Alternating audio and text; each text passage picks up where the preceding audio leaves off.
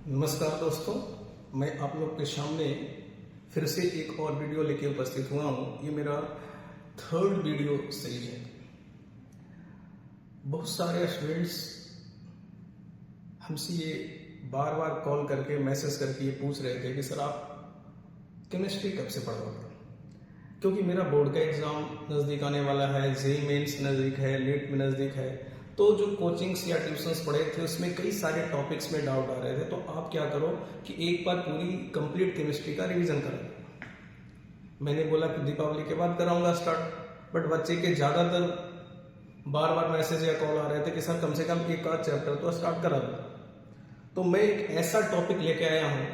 आप क्वेश्चन पूछ सकते हो, आप पूछ सकते हो सर बायोमोलिक्यूल से क्यों, ये तो लास्ट टॉपिक है। ऐसा इसलिए क्योंकि एक ऐसा टॉपिक जहां से इंडिया के हर एग्जाम्स में प्रश्न पूछे जाते हैं, चाहे नीट का एग्जाम हो, जेईई मेंस का हो, रेलवे का हो, एनडीए का हो, पीसीएस का हो। अगर केमिस्ट्री के क्वेश्चंस आएंगे तो यहां से क्वेश्चन जरूर पूछा जाता है। तो ये मोस्ट इंपॉर्टेंट टॉपिक है एग्जामिनेशन पॉइंट ऑफ व्यू से। जनरल टॉपिक्स है, हमें आना चाहिए, क्योंकि आज हमारे कंट्री में, इंडिया में मैक्सिमम जो सिटी का पॉपुलेशन है उसमें मेडिसिन पर डिपेंडेंट है कि कोई शुगर का मेडिसिन ले रहा है, कोई कोलेस्ट्रॉल का ले रहा है, कोई बीपी का ले रहा है। क्यों? क्योंकि मुझे बायोमोलिक्यूल्स के बारे में पता नहीं है।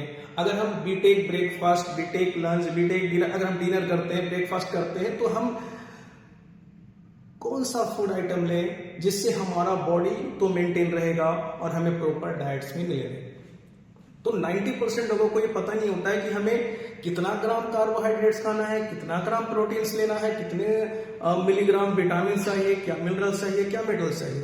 तो ये टॉपिक केवल एग्जामिनेशन पॉइंट व्यू से नहीं हम देखें, ये टॉपिक हमारे बॉडी को कैसे मेंटेन किया जाए, क्या हमारा डाइट बैलेंस कैसे हो जाए, इसको समझने के बाद आप डेली लाइफ में अपने आप को इंप्लीमेंटेशन कर सकते हो, आप इसका यूज कर सकते हो।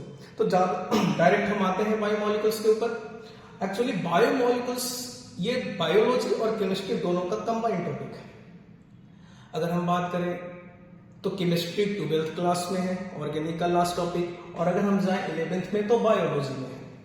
तो बायोलॉजी और केमिस्ट्री दोनों स्टूडेंट्स इस चैप्टर को ध्यान से पढ़ेंगे और जो भी डाउट्स होगा वो हमसे पूछ के क्लियर करेंगे। अभी तक जो आपने पढ़ा है बायोमोलिक्यूल्स वो बिल्कुल डिफरेंट होगा, मैं जो पढ़ाऊंगा बिल्कुल डिफरेंट होगा।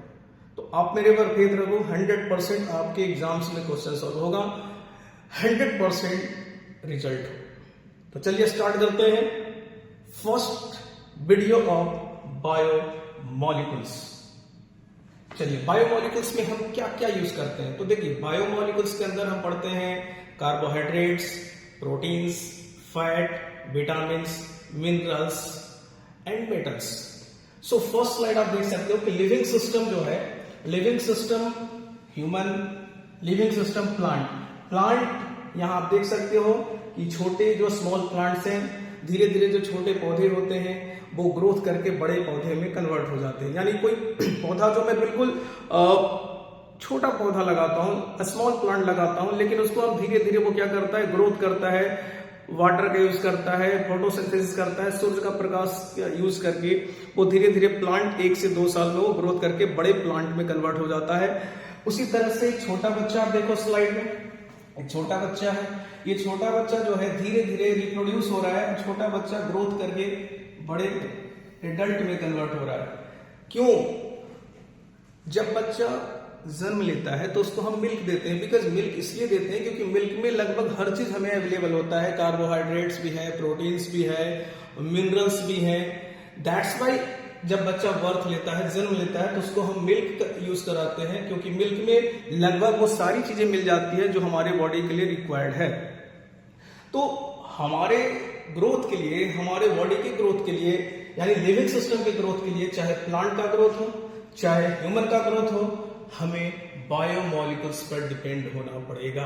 यानी कि हमें कार्बोहाइड्रेट्स भी चाहिए ग्रोथ के लिए, फैट चाहिए, प्रोटीन चाहिए, विटामिन चाहिए, हार्मोन चाहिए। इस तरह से हम बायोमोलिक्यूल्स पर डिपेंड हैं। नेक्स्ट स्लाइड में आते हैं। चलिए बायोमोलिकुल्स जो होते हैं नॉन लिविंग मॉलिक्यूल्स होते हैं, कॉम्प्लेक्स होते हैं। इस स्लाइड में ज्यादा कुछ है नहीं। चलिए नेक्स्ट यहाँ देखिए, बायोमोलिकुल्स के अंदर मैंने बोला पहले स्टार्टिंग में कार्बोहाइड्रेट्स पढ़ते हैं, next proteins, third nucleic acid, fourth lipids. इसके अलावा हम इसमें विटामिन्स भी डिस्कस करते हैं। इसके अलावा हम इसमें न्यूक्लिक एसिड भी डिस्कस करेंगे और साथ ही साथ हार्मोन भी डिस्कस करेंगे, एंजाइम एंड हार्मोन। तो अगर बायोमोलिकुल्स की बात करें, तो बायोमोलिकुल्स में हम डिस्कस करेंगे carbohydrates, proteins, nucleic acid, lipids, hormone. Nucleic acid again mention है, तो न्यूक्लिक एसिड मैं फिर से रिपीट करा दिया, एंड विटामिन्स। तो ये सारे जब भी हम ब्रेकफास्ट करते हैं, लंच करते हैं, डिनर करते हैं, तो लंच डिनर में या तो कार्बोहाइड्रेट्स लेते हैं, प्रोटीन्स लेते हैं, न्यूक्लिक एसिड लेते हैं, लिपिड्स लेते हैं। देखो कई बार क्या होता है कि ज्यादा हम इनटेक कर रहे हैं, ब्रेकफास्ट में 3-4 रोटी खाने की जगह 6-7 रोटियां खा रहे हैं, तो हमारा वजन बढ़ जाता है। क्यों? जितना ज्यादा आप कार्बोहाइड्रेट लोगे, क्योंकि ये हमारे बॉडी का मेन सोर्स है एनर्जी का। हमारी बॉडी में जैसे हम पर डे वर्क करते हैं, काम करते हैं, तो हमें एनर्जी चाहिए, वी नीड एनर्जी। तो एनर्जी का जो 75% बॉडी में जो रिक्वायर्ड एनर्जी है, जितनी एनर्जी चाहिए, अगर मान लीजिए 100 जूल एनर्जी चाहिए, तो 75 जूल कहां से मिलेगा? कार्बोहाइड्रेट से मिलेगा। तो कार्बोहाइड्रेट्स मेजर सोर्स होता है बॉडी का। तो अगर किसी का वेट ज्यादा हो रहा है, तो कार्बोहाइड्रेट्स को कम कर दो। ये प्रोटीन्स, जब बच्चे ग्रोथ करते हैं, छोटे बच्चे जब एडल्ट में कन्वर्ट होते हैं, ग्रोइंग चाइल्ड में हमें प्रोटीन्स रिक्वायर्ड होता है। तो ये धीरे धीरे हम एक एक करके डिस्कस करते हैं। Now come to next slide. चलिए कार्बोहाइड्रेट्स पार्ट 1 स्टार्ट करते हैं। कार्बोहाइड्रेट्स जो होते हैं वो 3 टाइप्स के होते हैं, मोनोसैक्राइड्स, ओलिगोसैक्राइड्स एंड पॉलीसैक्राइड्स। तो यहां सैक्राइड्स का मतलब होता है शुगर। सैक्राइड्स का मतलब होता है शुगर। शुगर का मतलब ज्यादातर मीठी चीजें जो हम खाते हैं उसमें कार्बोहाइड्रेट्स होता है। इसलिए डॉक्टर के पास हम जाते हैं, वजन अगर ज्यादा है तो वो बोलता है मिठाई कम खाओ। चीनी में कार्बोहाइड्रेट्स होता है। तो कार्बोहाइड्रेट्स के अलग पहला पार्ट जो हम डिस्कस कर रहे हैं वो क्या है? मोनोसैक्राइड्स। नेक्स्ट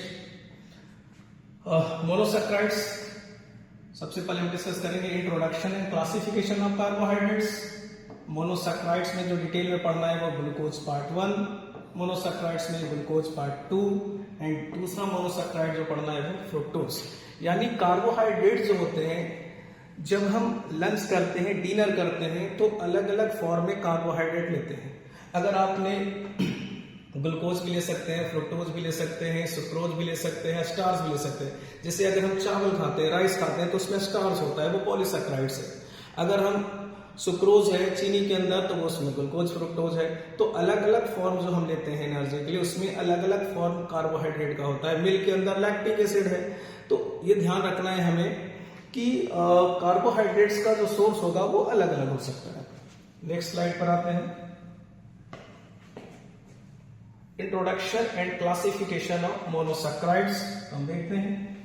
ये देखें हम यहां पर कार्बोहाइड्रेट्स का जो मेन सोर्स है, कार्बोहाइड्रेट्स का जो मेन सोर्स होता है वो प्लांट होता है। कार्बोहाइड्रेट्स मैक्सिमम हमें कहां से मिलता है? प्लांट से मिलता है। देख सकते हैं पूरे स्लाइड में प्लांट ही प्लांट दिख रहा है, तो ये प्लांट से ही हमें क्या मिलता है? कार्बोहाइड्रेट्स। चलिए यहां ध्यान से देखें, कार्बोहाइड्रेट्स नाम देखिए, कार्बोहाइड्रेट्स। कार्बोहाइड्रेट्स का मतलब होता है हाइड्रेट्स ऑफ कार्बन।